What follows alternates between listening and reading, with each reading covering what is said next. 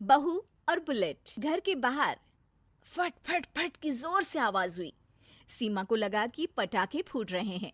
वो डर के मारे घर से बाहर निकली। देखा तो सामने योगेश यानी कि पतिदेव एक बुलेट बाइक पर बैठे हैं। अरे डर गई क्या? बाइक लेकर आया हूँ तुम्हें घुमाने के लिए। सच में? मुझे लगा पटाखे फूट रहे हैं। अरे पटाखे भी फूटेंगे और मिठाई भी बटेगी। माँ को तो बुलाओ। माँ भी बाहर आ जाती है। अरे योगेश बेटा, इतनी जल्दी आ गया? और ये गाड़ी किसकी है? साहब की है? हाँ माँ, तुम्हारा बेटा साहब से कम है क्या? मेरी ही है। अरे बेटा, इतनी बड़ी गाड़ी ले ली, इससे तो तू घोड़ा ही ले लेता। महंगी पड़ी होगी ना? माँ महंगी सस्ती छोड़ो और मिठाई लाया हूँ, गांव में बंटवा दो। अरे बंटवा क्यों दो? पीछे बैठो, गांव में बांट कर आते हैं। सब खुश थे। योगेश गांव के बाहर एक कोयले की खदान में मजदूरी करता था। मेहनत और अकल से उसने वहां ठेकेदारी का काम सीख लिया और सूझबूझ से ठीक ठाक पैसा बनाने लगा। गांव में बात फैल गई कि योगेश के घर धमाका गाड़ी आई है। ऐसी गाड़ी पहले कभी किसी ने गांव में तो देखी नहीं थी। योगेश और माँ गाड़ी से वापस घर आ जाते हैं। बेटा, बाबूजी ऊपर से देख रहे होंगे और आशीर्वाद भी दे रहे होंगे तुझे। वो होते तो उनको भी घुमाता माँ। पूरे गांव में नाच नाच के मिठाई बांटने जाते। जैसे मैंने नाच नाच के बांटी थी जब वो अपने लिए एक साइकिल लेकर आए थे। बस बस, बाबूजी दो बात भी सुनाते कि फटफट वाली फटफटी ले आया। सीमा आगे कहती है, अपने लिए तो ये गाड़ी ले आए और मेरे लिए? अरे ये गाड़ी तुम्हारे लिए ही तो है। पक्का मेरे लिए है?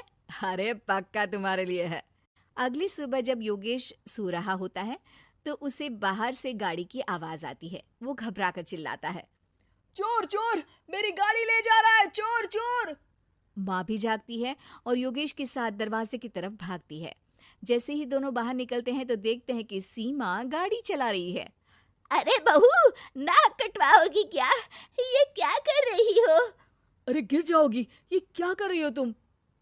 सीमा गाड़ी को रोक कर कहती है, सारे गांव में घुमा लाई, कहीं नहीं गिरी। क्या? सारे गांव में घुमा लाई? अरे लोग क्या कहेंगे बहू? सोचा क्या एक बार? यही कहेंगे कि कितनी अच्छी गाड़ी है। अरे तुम्हारे बारे में। हाँ कहेंगे ना कि देखो कितनी अच्छी गाड़ी पर बैठी है। बहू गाड़ी रखकर योगेश और सासू माँ के पास जाती है। तुमने कब गाड़ी चलाना सीखा? हमारे बाबूजी के पास पुरानी स्कूटर थी, सीख ली।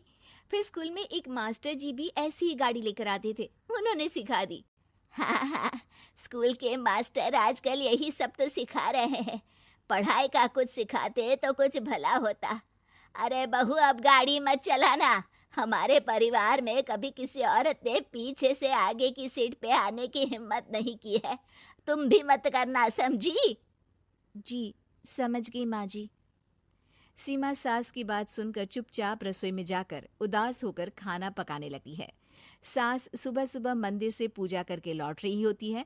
तभी उसे दो औरतें रोक लेती हैं और कहती हैं, अरे बहू को थोड़े अच्छे लक्षण भी सिखा दो। गाड़ी चलाने निकली थी, गांव की मर्यादा का कोई ख्याल नहीं है। वही तो। अरे पैसे आने लगे हैं तो क्या मतलब कि किसी रीति रिवाज को नहीं मानोगे?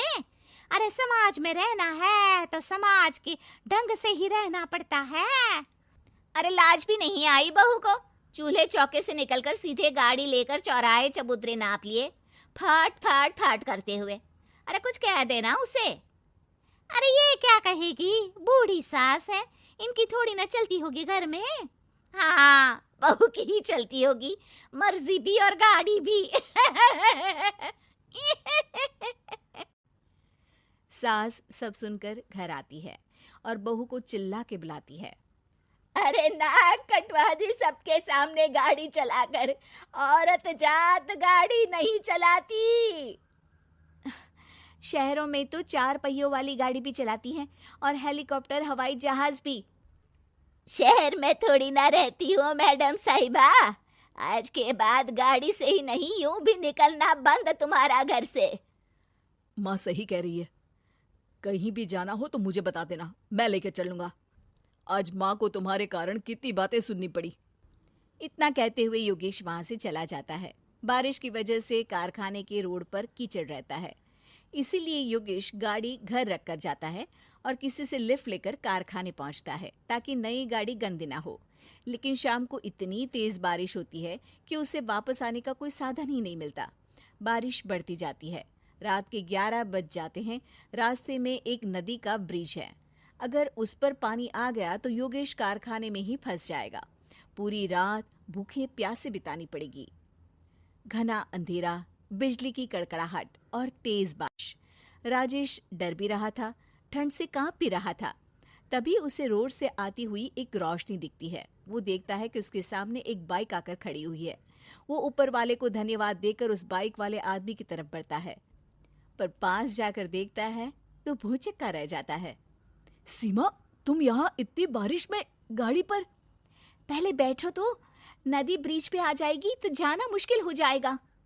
योगेश गाड़ी के पीछे बैठता है। सीमा गाड़ी चला रही है। मैंने तो तुमको पहचाना ही नहीं। गाड़ी की आवाज तो पहचानी होगी ना। अरे पर मुझे नहीं पता था कि तुम आओगी। अच्छा किया कि तुम आ गई। माँ नहीं आने दे रही थी, पर हमेशा पति पत्नी की रक्षा थोड़ी ना करेगा, पत्नी को भी तो करनी चाहिए। योगेश को सुबह अपने किए पर पछतावा होता है। उसकी आंख में आंसू आ गए जो बारिश की बूंदों में बह गए थे। उसके बाद सीमा को सास ने और योगेश ने खुशी खुशी समाज की सीमा लांघने की मंजूरी दे दी। अब वो जहां भी जाती फट फट फट गाड़ी पे ही जाती।